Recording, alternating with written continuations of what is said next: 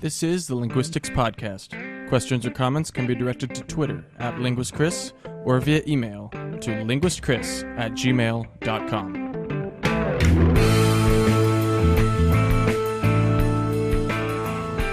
Hello and welcome to the Linguistics Podcast. As always, my name is Chris, and today we're going to talk about the English language. I'm going to give you guys a brief history of English, and this was something that I had mentioned I would do a few podcasts back, or I mentioned I might do, and I got a lot of feedback about that, and some people said that they would enjoy hearing about it, and so here it is. Now let me give you guys a couple disclaimers having to do with this podcast. First of all, most importantly I should say, I'm giving you guys 3,000 years of language history in probably under 20 minutes, so take that with a grain of salt. I'm going to be very brief about things. I'm calling this a brief history of the English language for a reason, emphasis on the brief, okay? So there is a lot more to be said about the things that I'm going to be mentioning here today. With that in mind, I will try and make this as interesting as possible. The history of the English language is amazingly interesting, in fact, because it has sort of a unique development compared to a lot of other languages in the world, and so and I say that not only talking about linguistic developments, but social developments that sort of impacted English as a language. And so I'll try and work some of that into the podcast today. First, a word about the nature of language change. So language change is not only pervasive, meaning it occurs in every facet of the language, right? But it's also unstoppable. Right? You can't stop language change.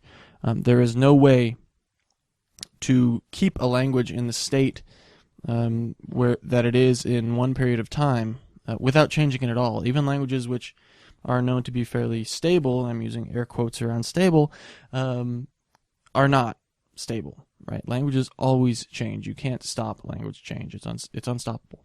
And the other thing about that is that as a result of language change being pervasive and unstoppable, we find that language change is generally regarded as a continuum. Okay, so we're going to be talking about a couple different types of English, if you will, over the years, but these should not be, it shouldn't be imagined that it's the case that somebody who was speaking Middle English woke up one day and was speaking modern English, right? That's not how it works. In fact, what happens is gradual change, such that what we know as Middle English was actually very much like modern English if you look at it around the time that we say modern English came to be. It's a continuum, right? It's gradual change, and we're just delineating sections of time, which we can say this is kind of where in the middle of this area a lot of people spoke what we would be calling Middle English, and then in this other area a lot of people spoke what we would be calling modern English. But it's not, it shouldn't be assumed that these are nice clear delineations, right? So keep that in mind as we go through this, because as I'm mentioning different stages in English development, there probably never was a stage where every English speaker spoke one of these variants without any kind of variation at all, right? That just doesn't happen. So, with that in mind, disclaimers out of the way, let's get into a brief history of the English language. Now, the first thing we need to look at is, where does English belong in terms of the world language space, if you will? We imagine that all languages belong to language families, and that these language families can be broken up into trees, historical language trees, which show historical relationships between languages. And what do I mean by historical relationships? Well, if you think about, if you start with one language, which is spoken by one population of people, and part of that population migrates in one direction, and the other part migrates in another direction, then you have the same language spoken by two groups of people, but developing differently, with different influences, different contact, different needs, different things that are spoken about more often than others. This all affects language change, because language overall is a complex adaptive system, right? So it adapts to its environment, if you will. Of course, it's not conscious in making these adaptations, but that's the terminology that we generally use. We say that it's adapted for the environment in which it's used.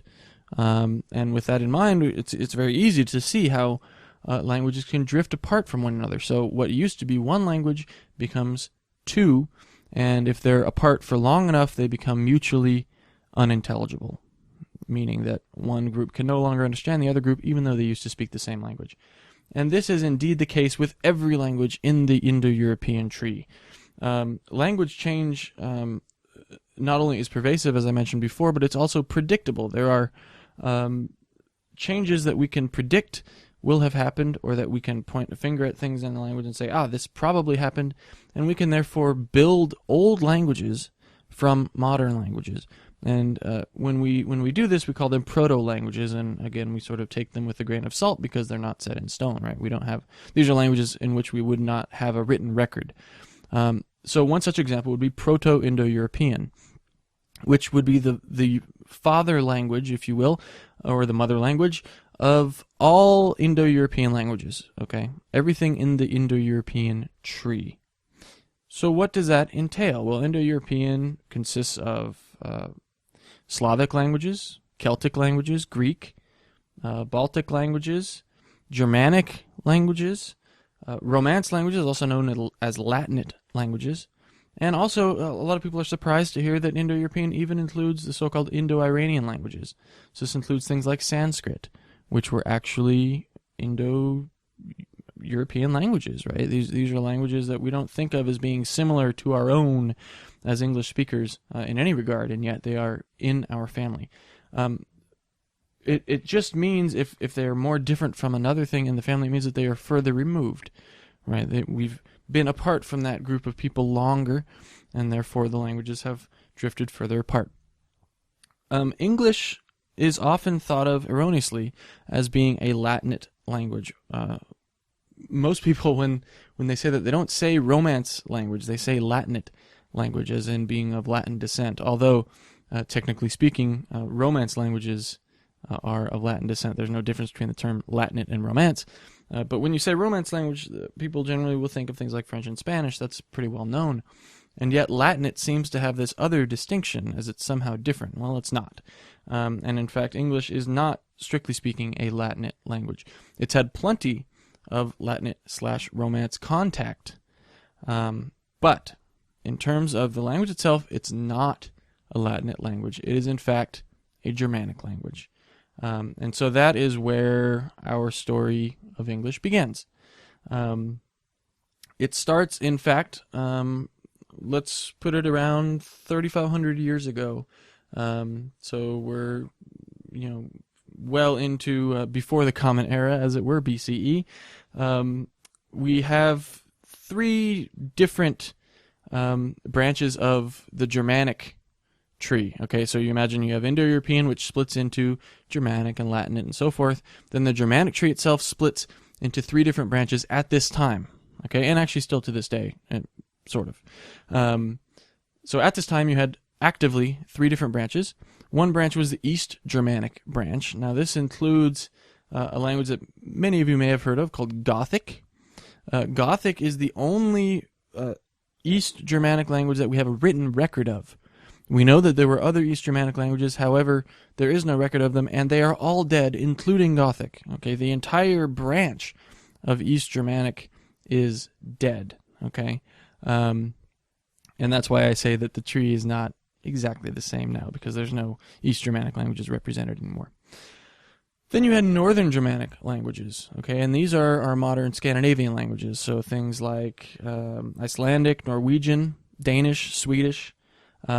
I think I mentioned in a previous podcast, let's see, it was the one on ethnologue, I had some facts about Finnish, and I mentioned that Finnish is in fact not an Indo-European language, even though they're often thought of as Scandinavian people, ethnically Scandinavian, I suppose, but Finnish is not Indo-European. However, that's beside the point. So Northern Germanic was another active group. And then you had the Western Germanic. Modern German is a direct descendant of West Germanic, as is Flemish, Dutch, Frisian, which is an interesting language, still spoken, although not by a lot of speakers, but it is perhaps our closest sister language in terms of the way English used to be. And modern English is descended originally from West Germanic. So how does that all work? And why did I mention all these branches? Well, it is important, so bear with me. Let's go back to about the 5th century of the Common Era.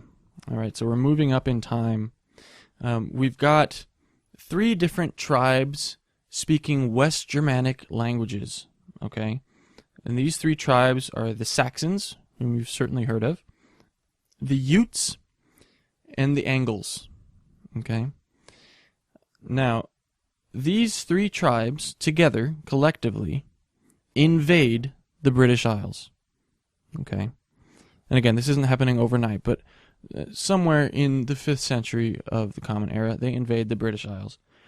Now, what happens? Well, there were already people living on the British Isles. These were the Celts, and the Celts, of course, spoke Celtic languages. Things like modern Welsh is a Celtic language. Cornish was a Celtic language, although it is now dead. The Celts have always sort of gotten the short end of the stick, I should say, in my opinion, historically, with this sort of invasion business, because what happened was when these Germanic invaders came, the Celts were forced into the west and the north, and that's why we see Celtic languages today still spoken only in the west and the north of England, of course in Scotland and in Ireland, and the west of England being Wales primarily, where Welsh is still spoken to some extent, although slowly and painfully dying off. So after the invasion, you had 4 major dialects of West Germanic languages, which ended up sort of coming together more or less, retaining mutual intelligibility. And this is what most historians start calling Old English, okay? And this is very interesting, right? Because we're not saying that it was unified right off the bat, right? Because we had different tribes that moved into different areas of the British Isles, primarily in the middle, of course. And you started with 3 tribes, and you end up with 4 major dialects, which is very interesting, right? And right here I'm going to mention something that I skipped over just briefly just a minute ago, which was, where does the word English come from? This has to do with those Angles that I mentioned, one of the tribes being called the Angles. If you know anything about modern German, you know that the word Land is used to denote countries. Okay, so the word for Germany in German is Deutschland. Ending in Land, Deutsch being actually derived from a different tribe name from back in the day, if you will. So, Land, morphologically, can be used as in nominal compounds, and so you get things like Deutschland in modern German, and back then with the Angles, you would get something like Anglerland. And from Anglerland, it's not difficult to think of England, right? It's very, very similar sounding. Okay, the language of the Angles, when they came as invaders, was known as Anglisk. And this, of course, sounds very close to English. So in terms of the etymology of the word English and England themselves, it's clear that the Angles won out in having their tribe name passed down for over 1,000 years in the English language. However, Old English was in fact a mixture of all the 3 dialects spoken by these tribes, which eventually became 4 dialects of Old English. Okay, so now let's fast forward again. So now we've got the Germanic invaders living in the British Isles, speaking their Old English. Let's go to the 8th century of the Common Era, so about 300 years after the original invasion. The Vikings decided that they wanted a chunk of the British Isles. And, of course, the Vikings were Nordic, they were Scandinavian. Therefore, their language was Northern Germanic. Now, if you remember, Northern Germanic and Western Germanic were both members of the Germanic tree, related, although further back to each other. So when Vikings invaded, they actually influenced a Western Germanic language, which was Old English, with Northern Germanic words. Okay, so one popular example, if you take a historical linguistics class, they'll always tell you about shirt and skirt. So we know what a shirt is, we know what a skirt is, but we probably don't realize is that these two words come from the same root originally. So in Proto-Germanic, that is to say the reconstructed language, which would have been the mother of Western, Eastern, and Northern Germanic, skirt and shirt were the same word, right? They come from the same root. Whatever the original meaning of that, I don't know. I haven't looked that far into it. But the point is that skirt was reintroduced as skirt and not shirt, because shirt already existed in Old English when skirt was reintroduced to it. And now those two words have drifted apart slightly, and now a skirt is a skirt and a shirt is a shirt, right? And there's other examples of words that were reintroduced from Northern Germanic or Scandinavian roots. Although what's more interesting is words that were introduced later. So I'm going to go ahead and move on from there. Again, this is one of those things I'm glossing over a lot of stuff here because I'm trying to get as much in as short a time as possible and not keep you guys listening forever. I've just realized this is already going on over 16 minutes, and I'm really not keen on doing two-part episodes, so I'm just going to keep going. And let's move on to the quintessential work, in my view, of Old English, which is Beowulf. Beowulf, of course, is an epic tale. I think it has an anonymous author. I don't know. I didn't major in literature, so I don't. As far as I know, it's got an anonymous author, and I know it was passed down by word of mouth, of course, because writing and language do not go hand in hand most of the time. But in any event, we do have a written Old English text in Beowulf, and I should mention Beowulf is thought to. Old English is thought to have lasted until about 1066, and the reason that date is so specific I'll get to in a moment. But first, I wanted to give you guys a sort of feel for how Old English sounded. Okay, and this is just going to blow your mind right here, because Old English sounds nothing like modern English. There's a lot of stuff going on in Old English that's not going on in modern English, and a lot of changes have happened in just really 1,000 years, if you think about it that way. So let me read just a very short passage from Beowulf here. First of all, the English translation. Then the gold hilt was handed over to the old lord, a relic from long ago for the venerable ruler. Okay, that's the modern English. And now in my best Old English, and I'm trying my darndest here to be truthful to the way the pronunciation should be, or as it's represented in the book here. I'm trying to stay true to things like vowel quality, which is very different from modern English vowel quality, and things like vowel length, because long vowels were phonemic in Old English, meaning you could change the meaning of a word by whether you had a vowel long or short. So please bear with me on the pronunciation if any of you know more about this than I do, and I'm very sorry if I botch it, but here we go. So let me go ahead and read that again in modern English. In modern English, then the gold hilt was handed over to the old lord, a relic from long ago for the venerable ruler, and in Old English. Da wes gilden hilt gamelum rinse, harum hild fruman on hand gifen, and ta gework. And there you go, Old English. It's pretty crazy. It sounds nothing like modern English. Definitely sounds Germanish, you could say. You do have some words that are unchanged. So the word for hilt in Old English was hilt. But notice that I'm doing something a little bit different there. I'm saying hilt instead of hilt, e instead of and I'll get into why I'm doing that in just a few minutes. Now then, back to why 1066 is the date that I'm giving you guys for the difference between Old English and Middle English, and the date that I think most historical linguists agree on. And that is William the Conqueror, who invaded with the Normans in 1066. The decisive battle, of course, was in 1066, and we find major changes to the English language after this date. The Normans, of course, were from Normandy, which is in France, and thus the variety of French that the Normans spoke, which at that time, I'm not sure if it was referred to as Gallic or Old French.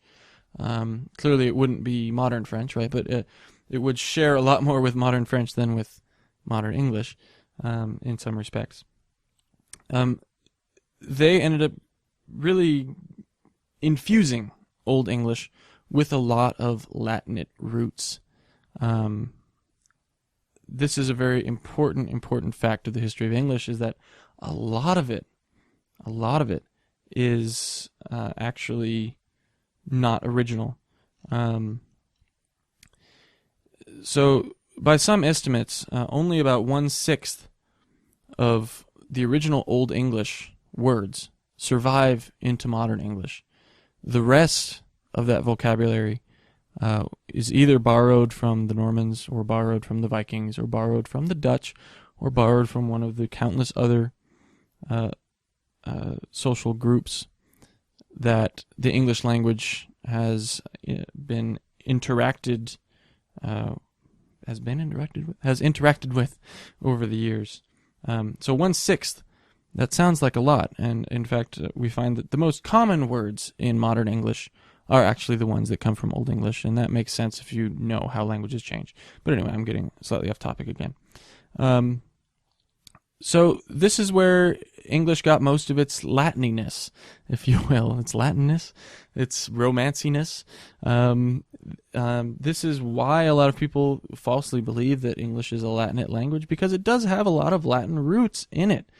A lot of words having to do with Christianity, because Christianity sort of came about in the British Isles at this time. So words like priest, mass, these were words that were Romance words, which were introduced to English.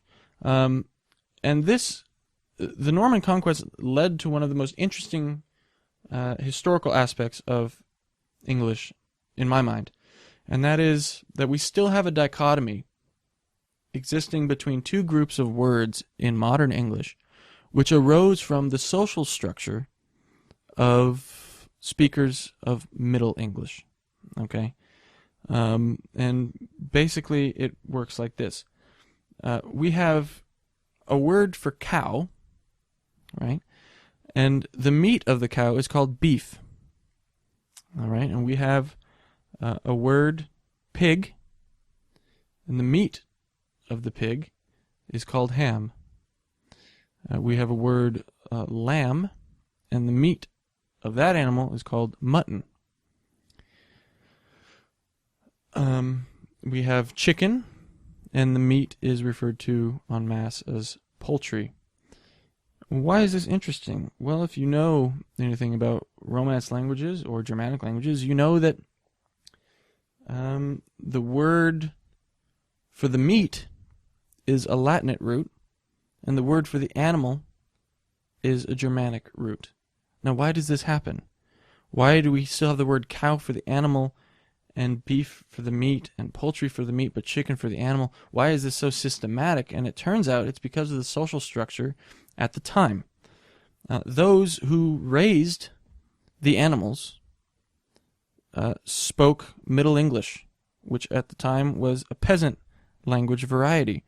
The conquerors were the Normans. Those with the power, those with the money, those with the prestige spoke a version of Old French. And this is a very interesting fact. So in order to interact with these people, as peasants would have to do in order to make a living, the meats were referred to by French names, and the animals were still referred to by English names. Incredibly interesting fact there, and the fact that systematic dichotomy still exists today is just staggering to me. Cow versus beef. When it's a meat, you refer to it by a French, a word with a French or Latinate root. And when it's not a meat, you refer to it by a Germanic root because of that social structure. That's just an amazing fact to me. So anyway, that's very interesting. By some estimations, some 60,000 words were given to English from French. That's a staggering amount of words. And we're talking about through the entire Middle English period here. So we're not talking about overnight, but that's a huge amount of mixture between two languages, between Norman French and what used to be Old English but became Middle English as it was sort of Latinified. Okay, what sort of things dropped off from Old English? Well, Old English used to have a case marking system. If you remember, last week we looked at German and its case marking system. Old English used to have a similar system, a very robust system, and that essentially was nearly completely gone by the end of the Middle English period. Things stopped being marked with cases and started being marked by simply their position, their syntactic position, so word order. And that actually mirrors a process that was happening in French at the time. So that's expected, all right? Yeah, so that's what I will say on Middle English. Again, I'm watching my time here. The definitive Middle English text, of course, would be Geoffrey Chaucer's long anthology, Canterbury Tales. This is a collection of poems, I suppose you could say. That they're more like they're tales, but they're written in a prosaic style. And they're written in Middle English, and my version of Canterbury Tales does not have a modern English translation. However, it turns out that Middle English is a lot more similar to modern English than Old English is, because again, it's lost its case system. The lexical roots, a lot more of them now are Latinate roots, which more of those exist today than do the original Germanic roots. And so you can kind of get the gist of what's going on in Middle English by reading it. So let me read a short passage here from the Canterbury Tales by Geoffrey Chaucer. This is the Franklin's Tale. And again, forgive my pronunciation here. When had found his första mansion, knew the remnant by proportion, and knew the arising of his måne väl, and in husefäse und terme und every del. So you still can't pick up a whole lot, but you certainly pick up more than in the Old English. We have pronouns like he, we have conjunctions like and, we have words like canoe, which nowadays we pronounce new, we drop the K, and we have a word like mansion, which clearly is of Latinate origin, already in the English language by the time Middle English came around, and Chaucer wrote these tales. So that's Middle English for you. And now going on almost 30 minutes now, let's move to the modern English period. A lot of people are surprised, but Shakespeare, which a lot of people consider to be Old English or Middle English, is really modern English. Now, depending on who you talk to, they might say it's early modern English. But compared to the passage I just read from Middle English, and definitely compared to the passage I read earlier from Beowulf in Old English, Shakespeare is very easy to understand. It's not the case that you have a complete mismatch of language structure between Shakespeare and modern English. Okay, so by the time Shakespeare was around,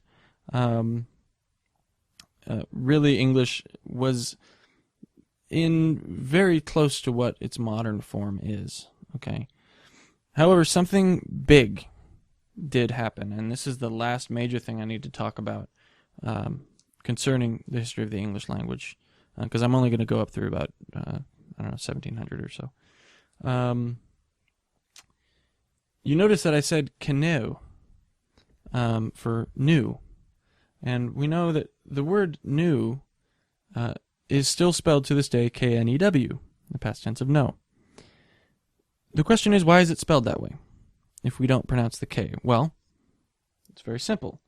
The spelling system, the writing system, was developed back in the late Middle English period, even before that, of course, because Chaucer wrote down his tales using a written system, but it became most standardized near the end of the Middle English period.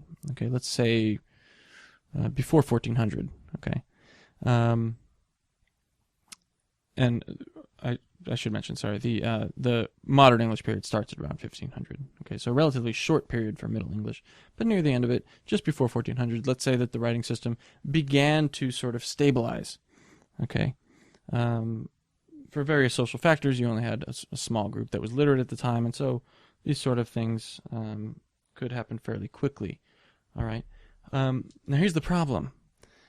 Turns out that something called the Great Vowel Shift started happening around 1400. And what happened was all vowels, if you think of vowel space, if you want to think back to the phonetics phonology episodes, all vowels moved up one notch in terms of their pronunciation. Why this happened is actually still fairly unknown, although it was it happened in all varieties of English at the time, and it's a very interesting thing to look at. But you have things like leaf, which is how Chaucer would have written it, L-Y-F, which become modern life. So you get E turning into I. Because E is already at the top of the vowel space, it becomes a diphthong, a mix of two vowels, because it has nowhere else to go. But you'd have things like down becoming down. You have things like fif becoming five. You have things like nam becoming name, to a, right, going up one notch. And this was a very systematic change, and it is the biggest reason, in my mind, why the current English spelling system does not match the way we say words. Notice something else I was doing, especially when I was doing the Old English. If a word ends in an E, you pronounce the E. So let me find a word here. So the word deed, D-E-E-D-E. I'm pronouncing first the E as a A because the vowel would have been lower. And I'm pronouncing an E at the end, deed, because there is a A at the end. There's a letter E at the end of the word, so you should pronounce it. And it was originally pronounced. And the two E's in the middle did not make a E sound. They stayed with their A pronunciation, but they were long vowels. So the long-short distinction was lost, the case marking system was lost, and the vowel pronunciation changed, but the spelling system did not undergo a major revision. And thus, modern English has the world's worst spelling system, as I like to say, because it's based on Middle English pronunciations of words. So if you want to impress your friends and tell them why English spelling is so screwed up, you can just remind them that it's based on Middle English. In Middle English, the English spelling system was not screwed up. It was perfectly logical. And today, it's not. Obviously, we have a lot of strange rules to try and patch a broken system, which really should simply just be updated for modern pronunciation. But that's neither here nor there. Okay, so Great Vowel Shift brings you up to the late modern English period, 1800 and later. And I don't see any need to go past that. There's not much of interest that happened after that, except, of course, a lot of scientific terminology was added into the lexicon. But other than that, nothing left. So let's say that is our brief history of English, however unbrief as it were, going on 35 minutes. But I hope it's been interesting for all of you. I want to say a couple things about some of the sources I've used today. So the Beowulf passage that I read is from a verse translation by Seamus Heaney, which was published, I think, in 1999 by, let's see, W. Norton and Company. And the reason I want to mention this one is because it's a bilingual edition, which is wonderful. You can get versions of Beowulf that are in modern English prose, but it's not nearly as cool to have the Old English on the opposite page. So I would recommend, if you're interested in reading, by the way, a wonderful, wonderful epic tale. There's been movies made about it, but in my opinion, they're not very good. So do read it. It's great, and it's a great way to expose yourself to some of what Old English has to offer, if for nothing more than to just glance over to the opposite page from time to time and see how that would have been said way back in the day. The Canterbury Tales excerpt I read was from a book called Chaucers Poetry by E.T. Donaldson. It's a poetry anthology. It's very old. It's from 1958. But you can get versions of Canterbury Tales very cheaply. And this one I would definitely recommend, although I would recommend the opposite of what I just recommended for Beowulf. So my version of Canterbury Tales does not have modern English translations. They do have versions that have modern English versions, like bilingual editions, but for this one I actually recommend that you don't get that. So if you're interested in Middle English, buy a version that has just the Middle English in it, and let me tell you why. If you're interested in a language at all, you can have a lot of fun doing some sleuthing, because Middle English is just out of reach of modern English. In terms of some of the words that are included, and obviously the spelling of some things is different, and so on and so forth. But the basic structure is very much the same to modern English. And so it can be a lot of fun. You just take a page from Canterbury Tales and mark it up, look some stuff up, look at some etymologies of modern English words, and figure out what the Middle English is saying. It's not difficult to do, and it's a fun kind of little linguistic project. Now, you may not want to do that with the whole Canterbury Tales, but you might find that after you read through, say, one tale, because there's multiple tales, obviously, in Canterbury Tales, after you read through one in Middle English, you're actually able to read quite a bit in Middle English. You might surprise yourself. So have a little fun with it. Don't just let yourself read a modern English translation all the time. Obviously, with Old English, it's more difficult. So that's why with Canterbury Tales, I do recommend maybe just giving it a try. Just try and decipher some Middle English from time to time. Now then, that was the two sources that I used for the excerpts. I want to mention, if you are interested in getting more information about historical linguistics, specifically in English, there was a great mini-series that was broadcast on PBS years ago. But it was hosted by Robert McNeil, and it was based on a book called The Story of English. I have not looked at the book. However, I have seen that miniseries, and a lot of the information I've been presenting to you today has been pulled straight from that miniseries. It's in 8 or 9 parts. I think each part is an hour long. That's 8 or 9 hours of the history of the English language. And I guarantee you it is incredibly intriguing all the way through. And it's really nice to see stuff made about language put on TV, because you don't get a whole lot of it. And like I said, this is very old. But if your library maybe has a copy laying around on VHS somewhere, I'd highly recommend you pick it up. See if your friend has a VCR and throw it in and just watch at least the first couple episodes of it. And just... They go so in depth, and the information is really presented in a way that is very clear and yet still concise, but quite detailed, and more so than I could do today.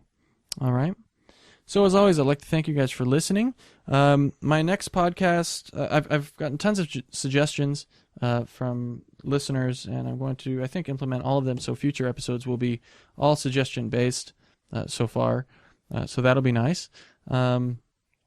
I do encourage you to continue to contact me, linguistchris@gmail.com, or Twitter @linguistchris.